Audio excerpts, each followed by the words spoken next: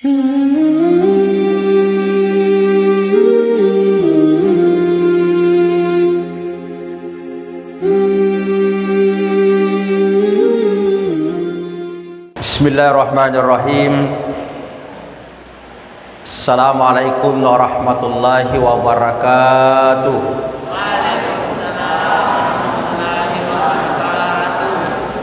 Alhamdulillahi rabbil alamin. Wassalatu wassalamu ala asyrafil anbiya'i wal mursalin wa ala alihi wa ashabihi ajmain, amma ba'd. Yang saya hormati pribadi Al-Ustaz Andi Armayadi Al-Ghifari, saya hormati saudara saya Pak Habibi, saya hormati para orang tua jamaah masjid, ibu-ibu, dan terkhusus kepada para remaja yang sempat hadir pada maghrib ini. Alhamdulillah wa syukurillah, itulah kata yang paling afdal kita ucapkan pada maghrib ini, oleh karena Allah Subhanahu wa taala masih memberikan kita begitu banyak nikmat, baik itu nikmat kesehatan, kesempatan, terutama nikmat iman, sehingga dengan nikmat iman inilah yang mendorong kita hadir salat berjamaah di masjid ini. Semoga ibadah yang kita laksanakan senantiasa diterima di sisi Allah Subhanahu wa taala. Selawat dan salam kita kirimkan kepada Nabi junjungan kita, Nabiullah Muhammad sallallahu alaihi wasallam. Bapak-bapak, ibu-ibu, dan para remaja yang saya hormati dan saya muliakan, tema kita pada malam hari ini adalah persoalan akhlak. Rasulullah sallallahu alaihi wasallam diutus ke persada bumi ini untuk menyempurnakan akhlakul karimah. Innama buistu liutammima makarimal akhlak. Sesungguhnya, kata Nabi, saya diutus ke bumi ini untuk menyempurnakan akhlakul karimah. Akhlaknya Nabi itu luar biasa, sampai-sampai Allah memujinya, wa innaka la'ala khuluqin azim. Sesungguhnya engkau Muhammad mempunyai akhlak yang sangat mulia. Nah, alhamdulillah, para remaja di desa Palambarai ini, ya, dengan adanya kajian yang dibina oleh Al-Ustaz Ahmad Al-Ghifari, Andi Armayadi Al-Ghifari, ya, mudah-mudahan ini menjadi asbab. Ya, Allah berfirman, walau anna ahlal qura amanu wattaqau lapatahna alaihim barakatim minas samai wal ard. Sekiranya seluruh penduduk di desa Palambarai ini amanu wattaqau, beriman dan bertakwa kepada Allah, lapatahna alaihim barakati minas samai wal ar, maka Allah akan menurunkan berkah dari langit dan dari bumi ini. Dan kalau semua remaja-remaja seperti ini sudah rajin ke masjid salat berjamaah, akhlaknya bagus, ya, berbakti kepada kedua orang tua, sudah menjaga salat 5 waktunya, rajin membaca Al-Quran, maka insya Allah itu akan memberikan pengaruh kepada teman-temannya. Dan insya Allah, ya, itu janjinya Allah tadi, kalau kita semua ini beriman dan bertakwa, maka kampung kita ini aman, penduduknya akan sejahtera. Kenapa? Karena kita semua memiliki iman dan takwa kepada Allah Subhanahu wa taala. Para remaja dan ibu-ibu yang saya hormati dan saya muliakan, Rasulullah sallallahu alaihi wasallam bersabda, innallaha la yanzuru ila aswarikum. Sesungguhnya Allah itu tidak memandang wajah kita. Jadi kita ini yang cantik dan gagah, atau yang kurang cantik dan kurang gagah, janganlah kita bersedih. Bukan karena kecantikan dan kejelekan wajah kita sampai kita masuk surga atau masuk neraka. Bukan itu penentu. Bukan itu yang dilihat oleh Allah Subhanahu wa taala. Wala ila jasamikum. Bukan juga tubuh kita yang dipandang oleh Allah. Jadi kalau kita kulit kita hitam-hitam, jangan usah bersedih. Yang putih kulitnya janganlah kita bangga. Bukan itu yang dilihat oleh Allah. Yang tinggi badannya dan pendek, jangan bersedih kalau pendek. Itu bukan mau kita, maunya Allah semua itu. Yang kurus dan yang gemuk, bukan itu semua penentu yang dilihat oleh Allah Subhanahu wa taala. Bukan itu. Yang keribu rambutnya, yang lurus, itu bukan itu yang dilihat oleh Allah. Wala ila amwalikum. Bukan juga harta kekayaan kita dilihat oleh Allah. Jadi kita yang ditakdirkan kurang mampu alias miskin, jangan bersedih pak. Bukan itu menyebabkan kita masuk surga, dan juga bukan itu menyebabkan kita masuk neraka. Lalu apa yang dilihat oleh Allah? Walakin yanzur ila qulubikum wa amalikum. Allah melihat hati kita, dan perbuatan kita. Inilah nampak. Nah, kalau remaja-remaja semua ini insya-Allah rajin mengikuti kajian-kajian ini, semua menjadi anak saleh dan salehah, itulah kebanggaan orang tua muda. Anda rajin ke masjid salat berjamaah, sudah menjaga salat fardunya, sudah menjaga puasanya pada bulan suci Ramadan, sudah rajin membaca Al-Quran, dan yakin dan percaya remaja-remaja yang ikut kajian ini itu akan selalu mendoakan orang tuanya, karena dia adalah sebagai anak saleh dan salehah. Ketika kita mendoakan orang tua, itu yang diharapkan orang tua. Orang tua kita di rumah tidak pernah berkata, nanti kalau kamu besar kasih kau uangmu, belikan kau mobil dan lain sebagainya. Tidak. Yang selalu kita minta kepada anak, tolong doakan saya untuk mendapatkan keselamatan. Makanya adik-adik remaja, setiap selesai salat jangan lupa baca Allahumma ghfirli wali walidayya warhamhuma kama rabbayani sagira. Itu bukti pengabdian kita kepada orang tua.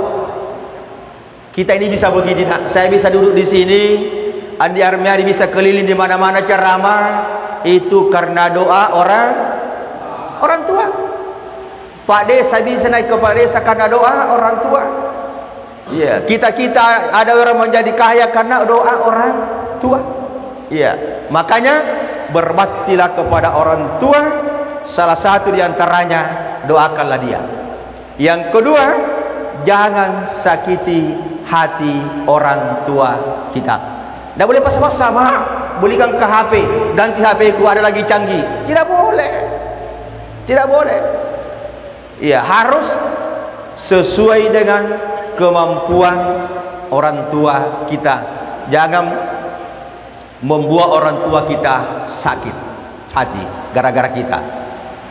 Nah, makanya insya Allah remaja-remaja seperti ini insya Allah itu tidak akan berkeliaran kemana-mana. Saya mengambil cerita dulu pada bulan suci Ramadan yang lalu ini, 2021, saya masuk ceramah di lapas di lembaga pemasyarakatan Tacorong, dan di situ saya mengambil kesimpulan masjid di Kabupaten Bulukumba ini yang tidak pernah berkurang jamaahnya salat tarawih hanya satu. Di mana itu? Di lembaga, di lapas.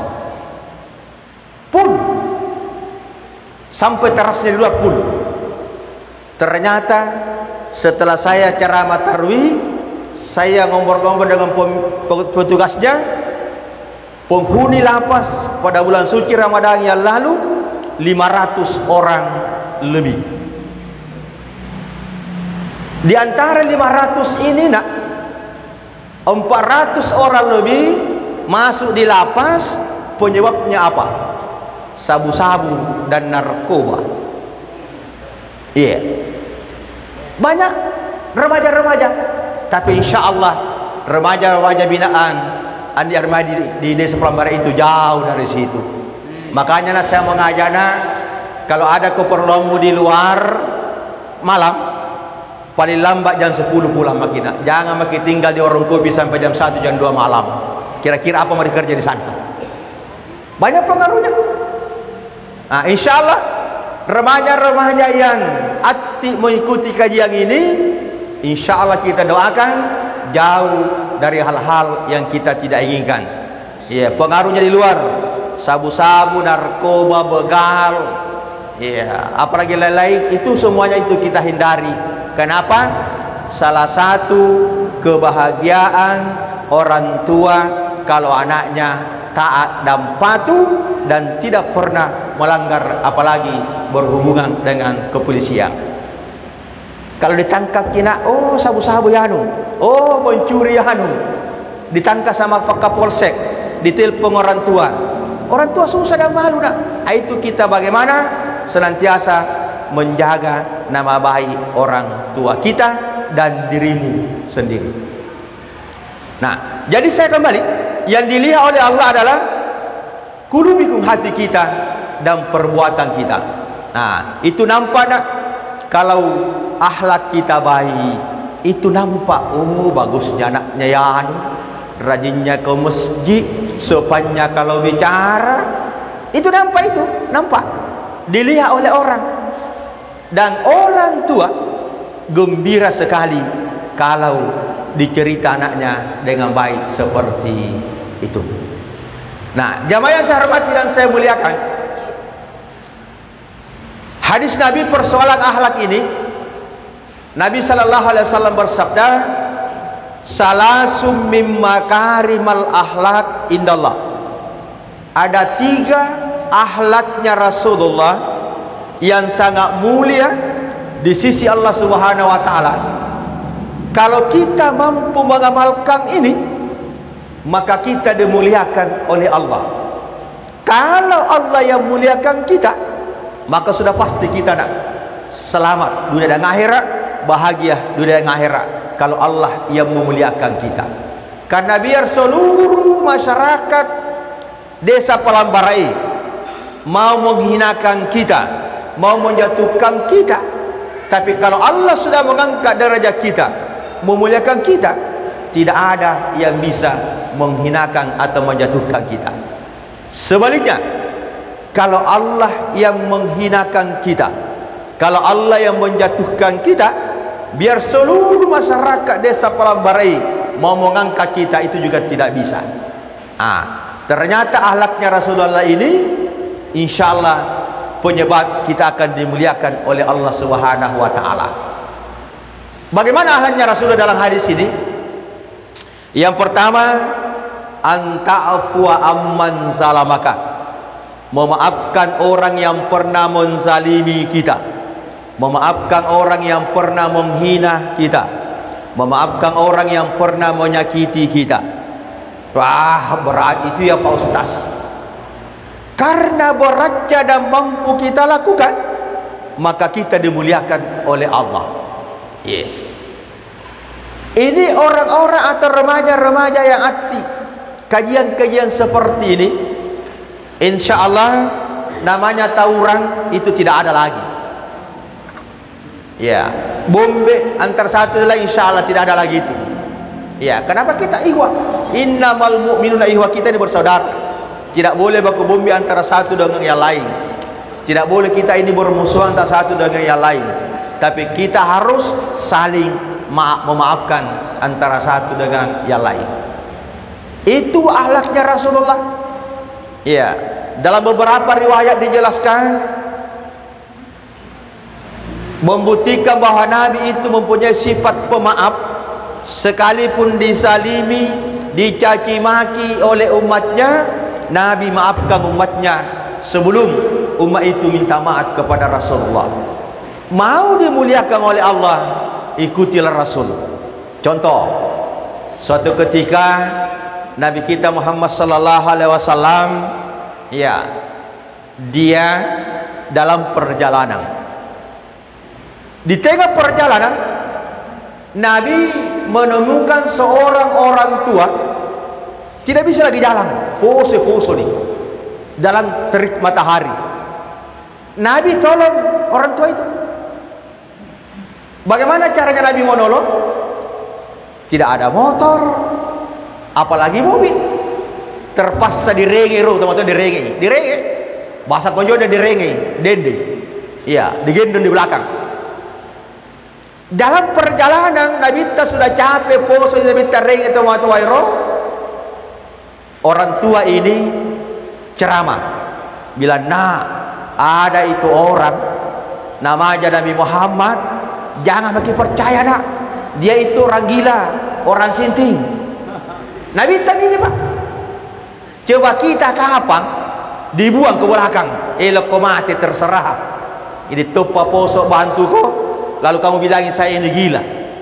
Nabi tidak, Nabi tambah pegang erat kakinya, tenang, tidak ngomong apa-apa, dia sabar.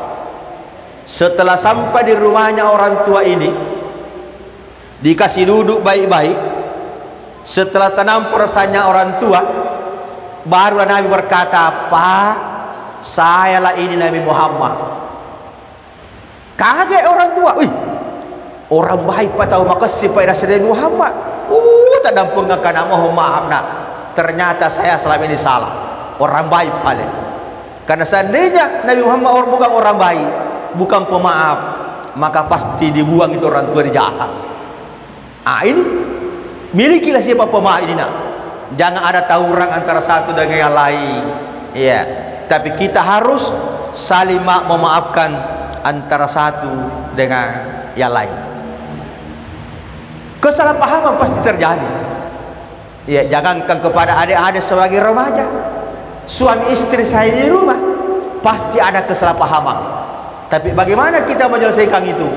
Ya, supaya aman kampung kita, tidak ribut kampung kita. Ya, makanya apa janjinya Allah, kalau kita semua ini beriman dan bertakwa kepada Allah, maka insya Allah aman kampung kita ini. Nah, itu dari yang pertama, milikilah sifat pemaaf kalau anda mau dimuliakan oleh Allah. Wal afina aninas, saling memaafkan antara satu dengan yang lain. Jangan ada dendam di antara kita, tidak boleh. Apalagi kita bertetangga, kalau baku bombe tahu cilaka itu. Kenapa cilaka? Ya, tetangga kita bikin acara makan-makan, maaf di sebelah baku bombe, menunggu dibawakan, tidak mungkin. Itu cilaka. Orang celaka itu kalau kita baku bombe. Nah, bagusnya ya kita perbaiki silaturahmi, saling memaafkan antara satu dengan yang lain. Ya. Ada ini Bapak Ibu yang saya hormati dan saya muliakan, akhlaknya Rasulullah memiliki sifat pemaaf. Tapi orang-orang yang pendendam, yang tidak mau memaafkan saudaranya, itu terkadang dia doakan saudaranya kepada yang tidak baik. Mohon maaf bapak-bapak, ibu-ibu, adik-adikku, jangan sekali-kali kita mendoakan saudara kita kepada yang tidak baik. Kenapa? Ketika kita berdoa ini, ternyata malaikat minta kepada Allah, ya Allah, kasih dulu yang berdoa, baru yang didoakan. Jadi kalau kita mendoakan, ya Allah, mudah-mudahan saudaraku ya jatuh di Kirasa atau di Bijawang, kata malaikat, itu dulu kasih jatuh yang berdoa itu, ya Allah. Iya. Jangan. Jadi kita doakan kepada yang baik. Ya Allah, berikanlah kesehatan saudaraku, mudahkan rezekinya, panjangkan umurnya, jadikan keluarganya keluarga sakinah mawaddah warahmah, anaknya menjadi anak saleh dan saleha. Kata malaikat, kasih dulu itu yang berdoa dulu, baru yang didoakan. Nah, makanya doakanlah saudara-saudara kita kepada yang baik. Ya, itulah salah satu akhlak yang mulia. Kalau kita dicaci maki, disalimi, disakiti, dan kita masih mampu mendoakan orang tua saudara kita kepada kebaikan, itu luar biasa. Berarti kita memiliki sifat pemaaf, dan itulah akhlaknya Rasulullah sallallahu alaihi wasallam. Itu yang pertama. Yang kedua, akhlaknya Rasul dalam hadis ini, watasila mangqata'aka, menyambung silaturahmi kepada orang yang memutuskan silaturahmi. Kalau ada orang benci sama kita, Pak Bu, ya, adik-adik, ada yang benci kita, jangan kita benci dia. Biarkanlah dia marah, jangan kita marah. Bahkan doakan, ya Allah, berikanlah hidayah petunjuk saudaraku supaya tidak marah kepada aku. Ya, mesti begitu. Kalau dia marah, kita juga marah. Baku marah, baku susah berkebaikan, susah. Nah, sementara Nabi mengatakan tidak dihalalkan seorang muslim baku bombe di atas 3 hari 3 malam. Nah, mari kita periksa diri kita. Adakah bombemu? Jangan sampai hanya ya teman akrabmu yang perempuan ada yang ngambil lalu bombe ini. Umpamanya nama-nama ini. Mari kita periksa diri. Masih adakah bombe kita? Sudah berapa hari? 1 minggu kah? 1 bulan kah? 1 tahun? Saya mengajak kepada bapak-bapak, ibu-ibu, ya, mari kita saling memaafkan. Datangilah saudara kita di bombe itu untuk saling memaafkan. Ya, kenapa demikian? Nabi bersabda, la yadkhul jannah liqatir rahim. Tidak akan masuk surga orang yang memutuskan silaturahmi. Ya. Sebenarnya kita sudah masuk surga, Pak. Sudah bersenang-senang dalam surga, tapi tertunda. Kenapa tertunda? Masih ada orang yang belum kita saling memaafkan. Makanya wal afina adinas, mari kita saling memaafkan antara satu dengan yang lain. Ya. Nah, inilah memberikan pelajaran kepada kita semua bahwa biar bagus salah kita, Pak Bu, sudah naik ke tanah suci, mungkin setiap tahun kita pergi umrah, setiap malam bangun salat tahajud, Senin Kamis kita puasa sunat, tapi kalau tidak bagus hubungan kita kepada sama umat manusia, selalu menyinggung dan menyakiti hati orang lain, jangan mimpi kita mau masuk surga, Pak. Jangan mimpi. Iya, jangan mimpi. Pada zaman Nabi, ada orang menghadap kepada Rasulullah, itu tetangga saya rajin beribadah, salatnya bagus, iya, puasanya bagus, sudah naik ke tanah suci, dia selalu pergi umrah, tapi satu penyakitnya. Apa penyakitnya? Selalu menyinggung dan menyakiti hati orang lain. Apa kata Nabi? Orang yang seperti itu, huwa ahlun nar, dia adalah ahli neraka. Na'udzubillahi min zalik. Jadi mari perbaikilah silaturahmi kita ini, jangan memutuskan silaturahmi. Karena apa? Itu akan menjadi asbab atau penyebab ya kita tidak bisa masuk ke dalam surga. Ya. Jadi kalau ada orang bombe kita, ya marah sama kita, biarkan dia marah, jangan kita marah. Ya. Karena memang ini, Pak, dalam kehidupan kita sehari-hari terkadang anu makesinan dipegau. Ya, menurut ukuran kita belum tentu dinilai baik oleh orang lain. Belum tentu, Pak.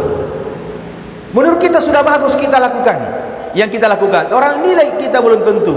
Makanya itu kalau ada orang yang kurang senang sama kita, ya janganlah, ya biarkanlah dia, doakan, ya Allah, mudah-mudahan saudaraku tidak marah sama saya, tidak benci sama saya. Karena yang namanya silaturahmi ini perlu kita jaga, jamaah yang saya hormati dan saya muliakan. Nah, yang ketiga, yang terakhir ahal Nabi dalam hadis ini, waktu tiaman haramaka, memberikan sesuatu kepada orang yang tidak pernah memberikan sesuatu sama kita, menolong orang yang tidak pernah menolong kita, membantu orang yang tidak pernah membantu kita. Biasanya di kampung-kampung, Pak, tapi mungkin desa Pelambari tidak, Ya, contoh begini. Ada acara di rumah, ya. Kemudian kue masih banyak, lebihnya. Lalu sang ibu berkata, nak, bagi-bagi semua kue itu sama tetangga. Tapi ya di sana disuruh jangan mau kasih, kan tidak pernah kau kira kasih bapaknya. Berarti dua kita seke. Ini maseke, ini maseke tu.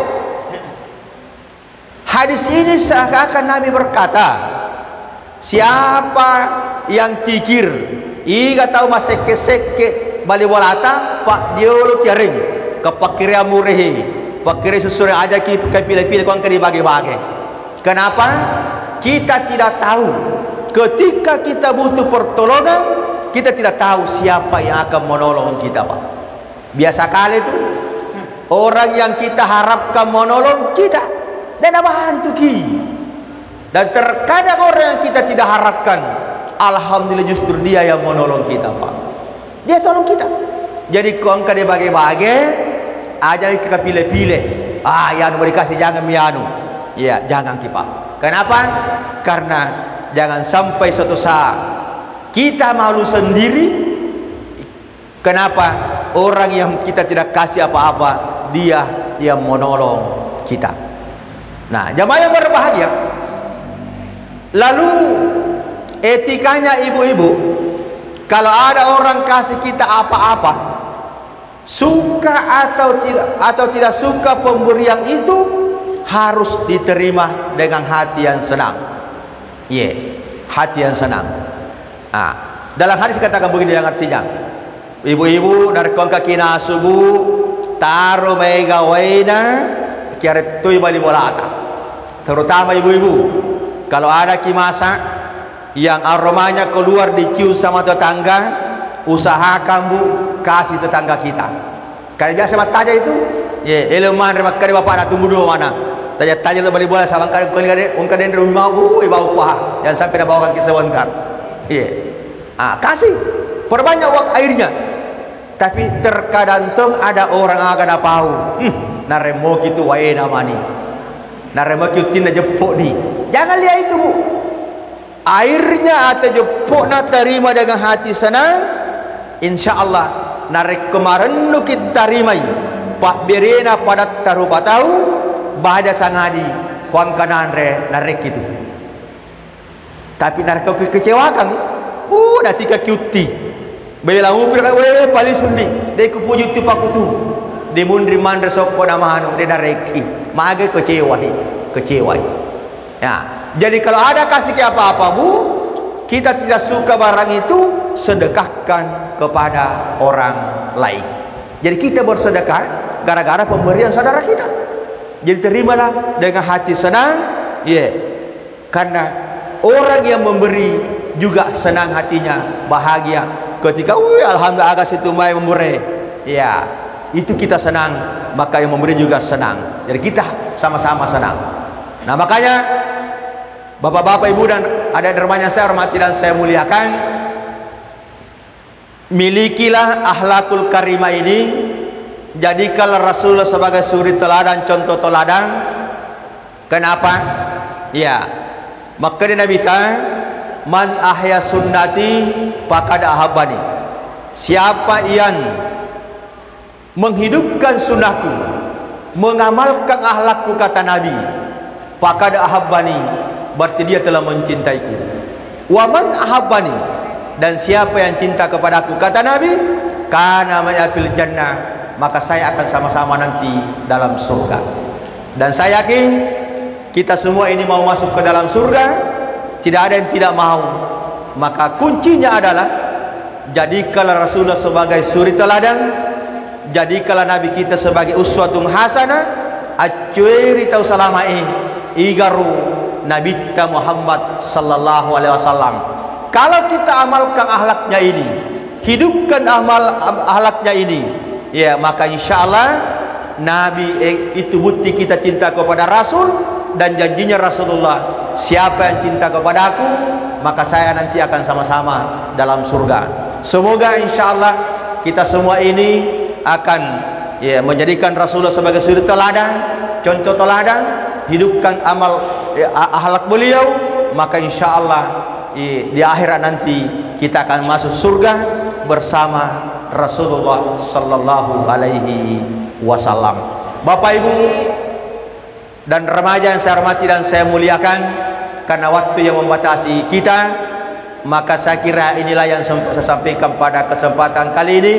Mudah-mudahan ya apa yang saya sampaikan memberikan berkah kepada kita semua, dan insyaallah kita menjadi muslim yang baik dan menjadi pengikut Rasulullah, sehingga kita semua insyaallah akan berkumpul bersama Rasulullah dalam surganya Allah Subhanahu wa taala. Saya kira ini yang sempat saya sampaikan pada kesempatan kali ini. Terima kasih atas segala perhatiannya. Mohon maaf atas segala kekurangannya, dan saya akhiri wallahu muwaffiq ila aqwamit thariq. Assalamualaikum warahmatullahi wabarakatuh.